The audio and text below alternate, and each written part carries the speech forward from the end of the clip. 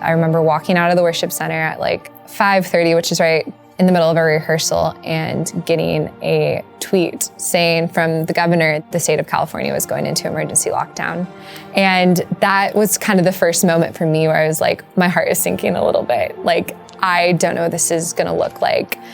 The hardest part for me, as I said, was just not being able to bring our volunteers on campus and not seeing, like preaching to an empty room and giving announcements to an empty room, but really believing again that God is moving, and there's hundreds of people on the other side of the screen just at home doing church at home.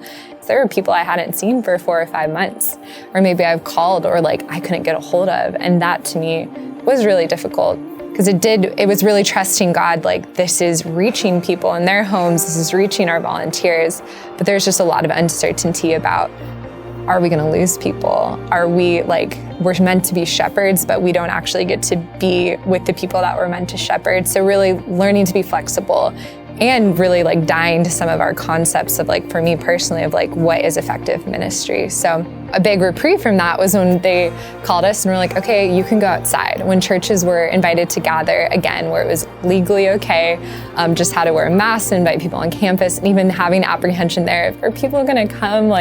This seems a little inconvenient, but just to see the hunger of people to gather, to worship God together, the small group growth that happened during that time, even going from Zoom and then getting to sit on the grass together up on the lawn, and our people have been so flexible.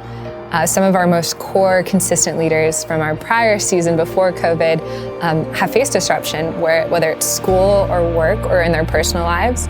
So it's kind of been this nice shift to see, okay, we're growing in depth versus just growing in numbers, because we want to come out of this season with sustainability and not kind of under the impression of we're going to bounce right back, but really asking the Lord, how do you want us to grow? Where do you want us to grow? And being faithful to that. So it's been incredible to see God come through, and story of breakthrough just from our fast or our prayer team and these spiritual disciplines that might not be going wide, but they're going deep. This year in particular, our heart is really to see people begin to live more missionally, but where we're at. I think with the pandemic, it's super easy to be discouraged because we can't travel internationally. There has been a lot of safety precautions we've had to take that keep us from gathering, but really getting excited again about how do we get people into spaces where they are not only serving, but maybe even launching into ministries of their own. In 2021, we averaged around 300 when we were outside, maybe 350 people. So we've actually outgrown the high school room. We were planning pre-pandemic to move into the worship center summer of 2020. So regardless, we ended up where we were gonna be anyways, being inside, being in the worship center.